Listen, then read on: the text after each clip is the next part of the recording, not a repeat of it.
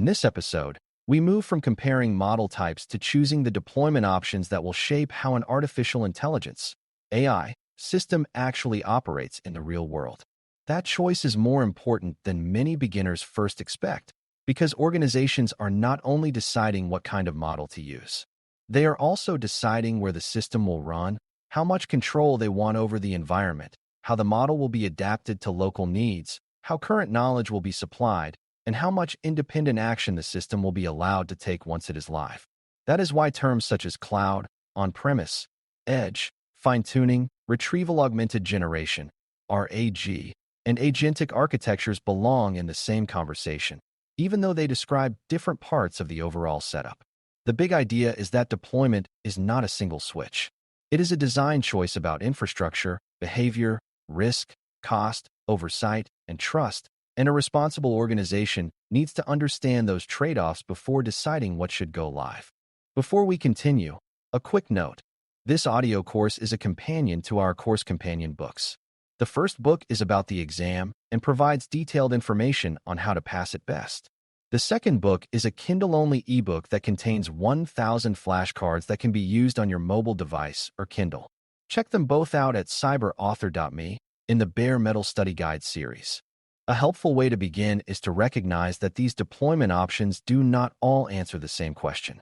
Cloud, on-premise, and edge mainly describe where computation happens and what kind of environment the system depends on.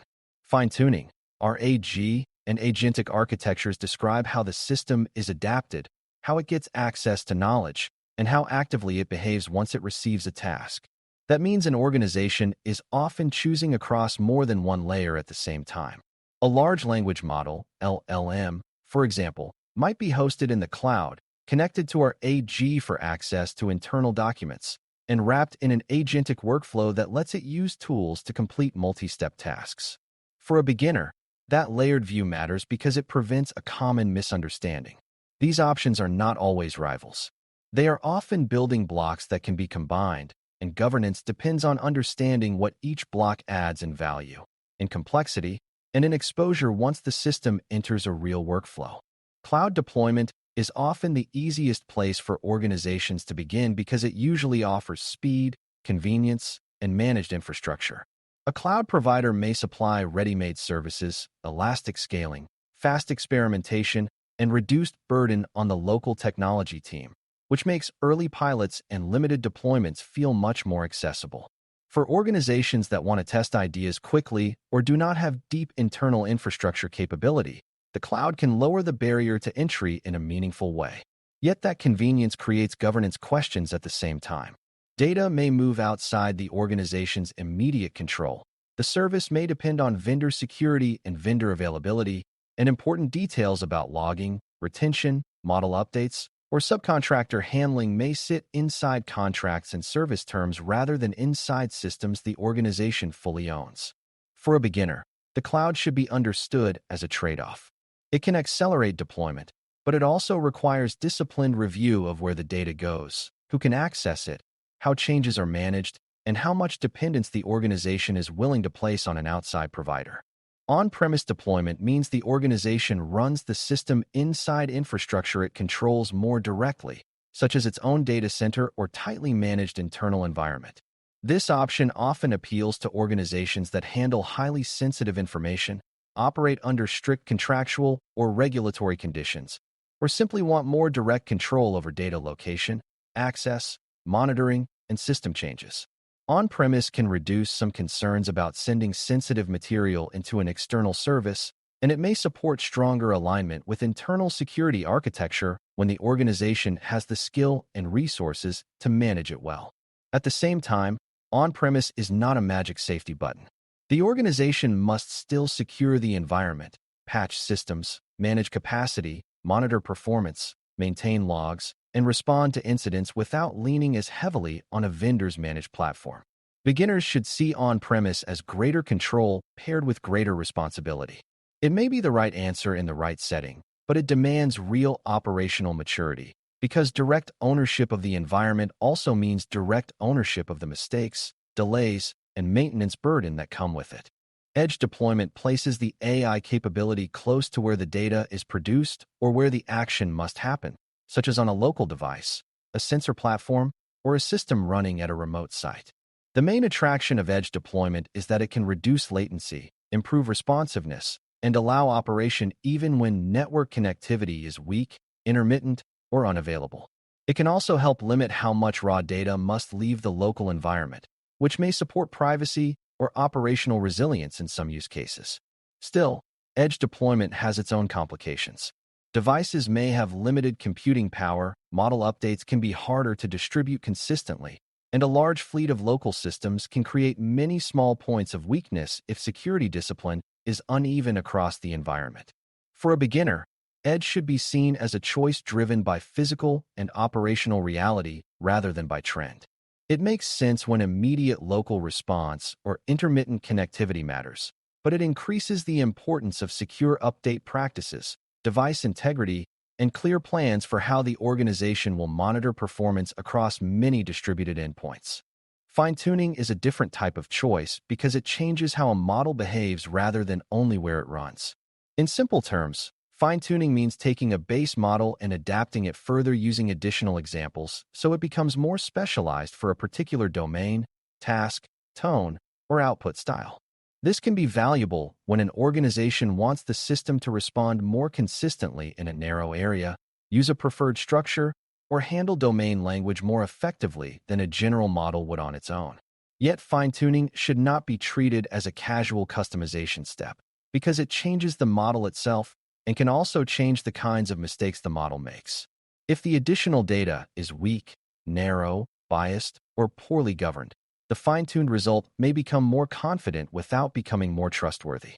For beginners, the key lesson is that fine-tuning is powerful but weighty. It can improve specialization, but it increases the need for careful evaluation, documentation, change control, and post-release testing because the organization is no longer relying only on a base model as delivered. Our AG solves a different problem. Instead of changing the model's internal learned patterns, our AG gives the system a way to retrieve relevant external information at the time of use and include that material in the response process. This is often helpful when the organization wants the system to work with changing documents, local policies, internal knowledge, or recent content without retraining the model itself every time information changes. In that sense, our AG can support freshness, traceability, and easier content updates.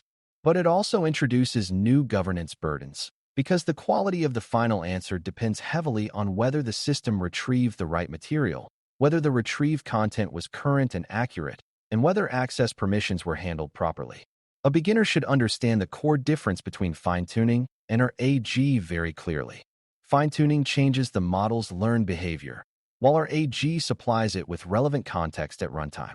One is better for shaping behavior and patterns, while the other is often better for keeping knowledge current and connected to specific organizational documents. Agentic architectures add still another layer, because they do not just help a model answer a prompt. They allow the system to plan, choose steps, use tools, call other services, and pursue a goal through multiple actions rather than a single isolated response. That can make the system far more useful in workflows that involve searching, summarizing, deciding what to do next, interacting with software, or coordinating across several pieces of information. It can also make the system far more difficult to govern if boundaries are not designed carefully. A simple assistant that drafts text is one thing. A system that can decide to search files, submit requests, update records, or trigger downstream actions is operating with a different level of consequence and therefore a different level of oversight need. For beginners, the most important point is that agentic does not just mean more advanced. It means more active. Greater activity can create greater value, but it also creates greater exposure to cascading mistakes, goal drift, excessive autonomy, and complicated failures that are harder to predict than the errors of a more contained deployment. When organizations compare these options, one of the first areas they should examine is control over data, security, and access. Cloud deployment may raise questions about where information travels and what outside parties can observe or retain. On-premise may keep data closer, but only if the organization is strong enough to secure and maintain that environment properly. Edge may reduce some data transfer, yet it spreads trust across many local devices that may not all be equally protected. Fine-tuning may embed patterns from internal material into the behavior of the model, which means the quality and sensitivity of that data must be considered carefully. RAG depends on the system pulling information from sources that must be permissioned, maintained, and monitored. Agentic architectures raise the stakes further because the system may not just read data but take actions with it through connected tools. For a beginner, this comparison shows that security is not tied only to location. It is tied to the full architecture of how information enters, moves through, and leaves the system once deployment begins. Cost, speed, and operational burden form another major comparison area. Cloud systems often reduce startup effort and help teams move quickly, but usage costs can grow meaningfully at scale, especially when many users, large prompts, or frequent calls are involved. On-premise systems may require heavier upfront investment in hardware, staffing, and capacity planning, but they can sometimes provide steadier long-term control if the organization has the volume and maturity to support them well. Edge deployments can offer faster response at the point of use, yet device limitations may force smaller models or more careful trade-offs around performance. Fine-tuning can demand substantial preparation, specialized expertise, and repeated evaluation work before and after changes.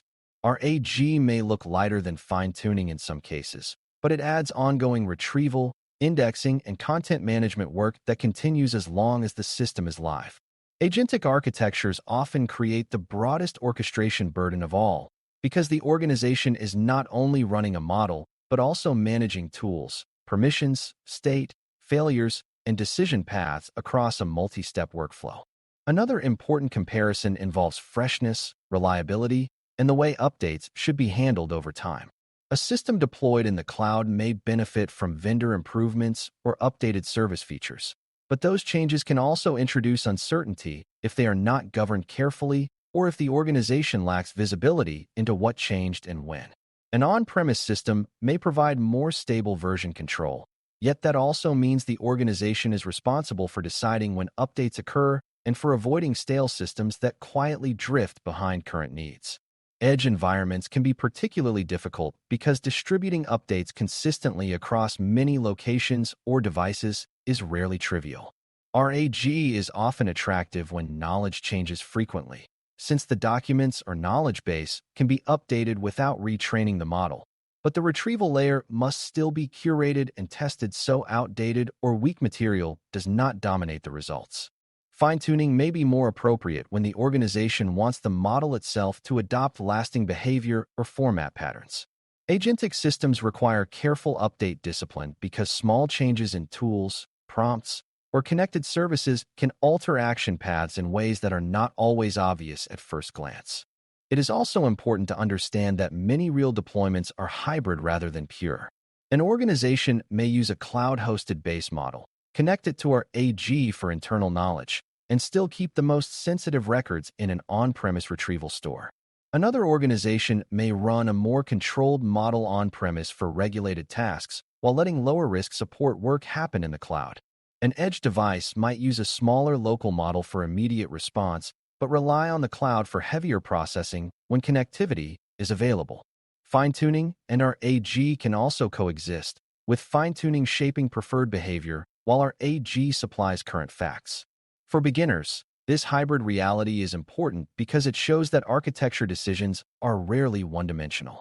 The right answer is often not cloud or on-premise, or fine-tuning or our AG, as though one must eliminate the other. Instead, the organization should think in terms of layering capabilities and controls in ways that match the seriousness of the use case, the sensitivity of the data, and the practical strengths of the workforce that will maintain the system. A responsible way to choose among these options is to begin with the actual task and then work outward.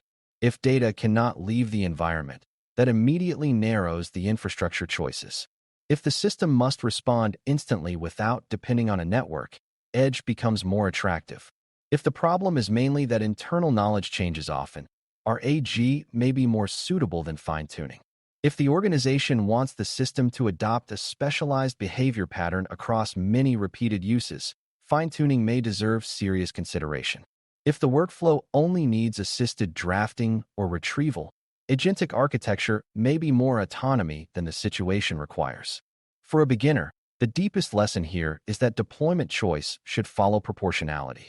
The organization should not choose the most flexible or the most fashionable architecture by default. It should choose the simplest combination that can meet the real need while remaining governable, monitorable, and understandable once real users, real workloads, and real mistakes enter the picture. A short example can help tie this together. Imagine an organization wants an AI assistant to help employees answer questions about internal policy. A cloud deployment may be attractive because it is fast to launch, but the organization still needs to decide whether policy documents are sensitive enough to require stronger controls. Our AG may be a strong fit because policies change over time and answers should reflect the latest approved material rather than only what the model learned earlier. Fine-tuning may be less urgent unless the organization needs a specialized format or domain-specific style across many interactions. An agentic approach may be unnecessary if the real need is simply answer generation rather than autonomous multi-step action. On the other hand, if the assistant must also open tickets, route cases, or gather approvals, a tightly bounded agentic workflow might become useful. For beginners, the lesson is that sound architecture grows from the work itself. The organization should decide what problem it is solving, what risks it can tolerate, what oversight it can sustain, and only then select the deployment combination that fits. As we close, the main idea is that choosing deployment options is really about choosing how capability, control, and responsibility will be distributed once the AI system becomes part of daily operations. Cloud, on-premise, and edge determine where the system runs and what kind of infrastructure and dependency model surrounds it. Fine-tuning and our AG determine how the system becomes specialized and how it gains access to the knowledge it needs in practice. Agentic architectures determine how actively the system will pursue goals, use tools, and affect downstream processes once it is given a task. For a new learner, the most important habit is to compare these options through the lens of governance rather than novelty. Ask what the use case requires, what the data sensitivity demands, what the workforce can realistically supervise, how updates will be handled, and where failures would matter most. A mature organization does not deploy the architecture that sounds smartest. It deploys the architecture that can meet the need in a way that remains proportionate, controllable, and defensible after launch. Thanks for listening. For more audio courses, daily newsletters, and more, please visit baremetalcyber.com.